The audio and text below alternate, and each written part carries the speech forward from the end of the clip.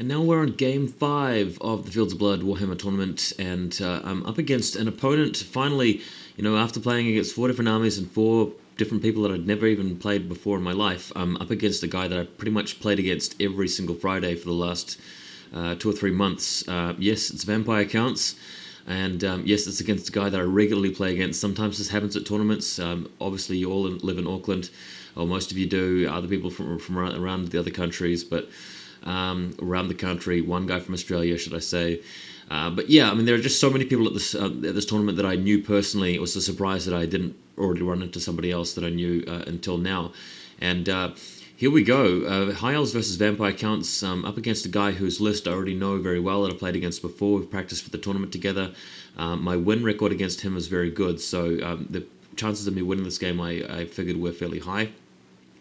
But he has beaten me before, and I've had some pretty close calls with him, so I needed to play very carefully, and I needed to play very well to ensure that I stopped him. And here we've got me picking High Elf Magic for the Drain Magic, of course, against vampires, but also level 2's gone for Beast Cowers and Wolf Hunts, because he's taken a lot of Blood Knights and Black Knights, and his general is on a flying steed, well, a steed, but he's got the flying ability. It's not a hell steed as such. He can still join units. So that's what I've done there.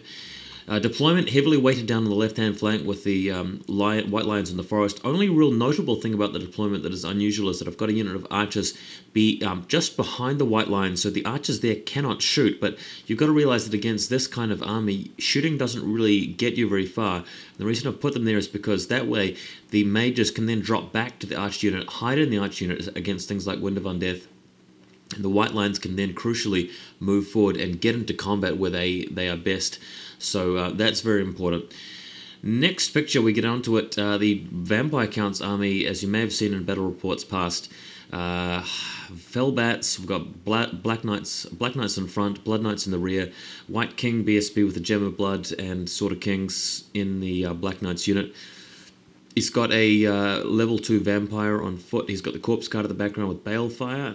We've got the general in the midst of some skeletons. He's got a lot of zombies, and another unit of Fellbats all the way over the side. I think that the double unit of Fellbats is very effective. Next picture, he wins the roll for the first turn, and as you can see here, Fellbats fanning out big time. I think he played this first turn fairly well in terms of movement, just being really aggressive with those Fellbats, generally staying out of charge range for the most part, and that will allow him to put pressure on me the second turn while screening his Black Knights from my shooting and magic for a period of time. So I think that was quite well played, putting the pressure on early. And if we go to the next photo, Disaster strikes. He casts Wind of Undeath, gets Irresistible Force, and pings about 6 different wounds, 5 or 6 different wounds off my whole army, wounding guys here and there, and creating a host of spirit hosts on the swamp right in front of my Dragon Princess. So I thought, wow, this is going to be really annoying. I was actually feeling all the blood rushing to my face, the feeling of, man, going on the back foot, possibly with an embarrassing sort of loss in the first half of the game against this kind of play. But let's talk about what happened next. High Elf turn 1 decided to charge the Fellbats with the Chariot. Now, oftentimes this is a bad move, and I thought maybe it might have been this time. Eagle going around to march block around the back, and the big unit of Dragon Princes ready to put the hurt on the flank of the Vampire Counts army a bit later. And luckily, Blood Knights are frenzied, so I should be able to, bait them around or divert them. And that's unless, of course, he uses Van Hel's very well, but we'll see. A bit of a desperate gamble here with the Chariot. Hopefully it pays off, but we'll see in a second. Next photo, what does actually happen is that my magic really kicks in and really relieved the pressure from his first turn. Absolutely massacred his Spirit Host with magic, so that was fantastic. Managed to get my own spells through there and counter his good spell rolling. And then, to top things off, the Chariot destroys the Fellbats in close combat, and I've cast Beast Cowers on his Black Knights anyway, so that really puts him in an annoying situation. He can't then go to charge my Chariot. It slows him down, allows me to get into an even better position with my Dragon Princes. So after all of this happened, I thought, man, our game's going really well. Next photo, the chariot over the other side of the battlefield has been charged by 2 Felbats, and this combat ensues for a period of time with nobody winning. Archers right next to the Felbats in later turns decide to charge them the flank but fail their fear check, so Felbats are keeping the chariot occupied for some time. Cool little photo though, very nice. Next picture, what you're looking at here is the High Elf turn 2, where the eagle moves onto the hill. He's moved his Blood Knights back a bit, and now the eagle's going to bait the Blood Knights to charge onto the hill, fail their charge, and then hopefully be in a range perfectly for the Dragon Princes to wipe them out in the flank. Now, what's happened is the chariot, rather than running away, has just repositioned itself. The Black Knights have already wasted 1 turn. In the next turn, they're going to have to charge the chariot, or they're going to be stuck there, and if they do that, they'll be moving out away from my Dragon Princes, and hopefully into a position where my white lines can attack them.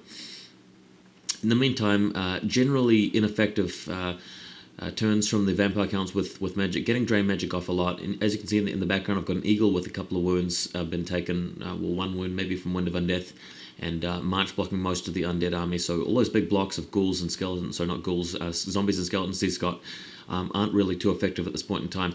Next photo.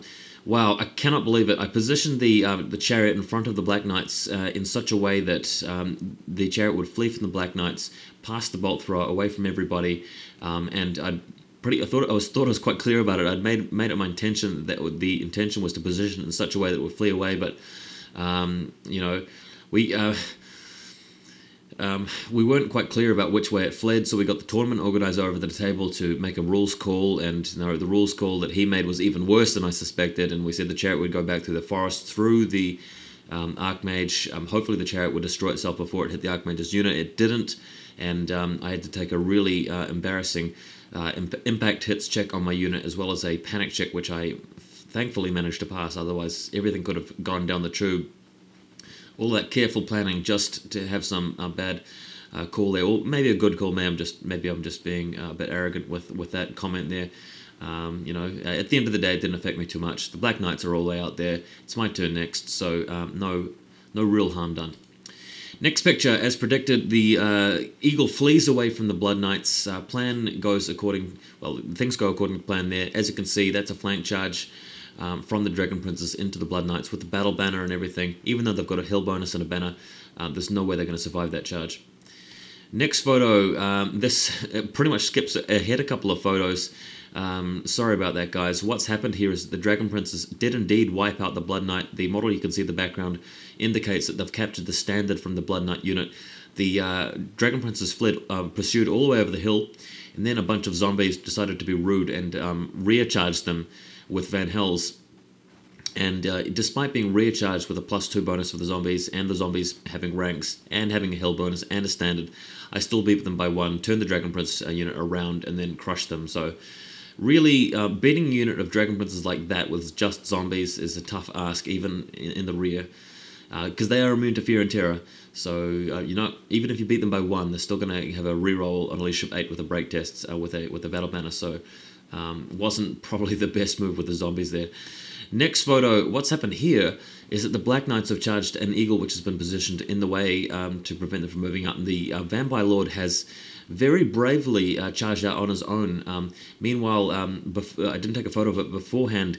His unit of skeletons, 15 strong, had been withered down by magic and shooting until he pretty much had nothing else left in his own unit. So charging at that point probably wasn't too big of a mistake, although had it been me, I would have probably moved the Vampire Lord to a fresh unit and just kept them alive rather than charging the eagle like this. Next photo, I've skipped a bunch of photos, and man, things look bad here, don't they? What happened here is the Black Knights somehow got into combat with the White Lions. White Lions failed their fear check, needed 6s to hit, fluffed their rolls, got murdered by the Black Knights, who overran, pursued them through the forest. They ignored woods, wiped out the White Lions, captured their standard, crashed into the bolt thrower crew behind where I had moved my mages to safety, and I'd carelessly left one of my mages slightly into the overrun line, which was just stupid of me. Ended up in a fresh combat. I cast Beast Cowers on the Black Knights, took a couple of wounds each from the combat. I fled. I'm not sure whether this is the correct rules call to make, but me and my opponent both decided that if you cast Beast Cowers on the Black Knights, that means they can't pursue either, because technically it says can't move. And if I did that in my own turn, then that's the sensible rules call, I suppose. But rallied both of the mages in my final turn. His Vampire Count Lord had previously charged the White Lions first and been destroyed. Very big deal there. Before the Black Knights went in. Sorry I didn't take any photos of all of that, but he's now taking crumbling tests for the rest of his army.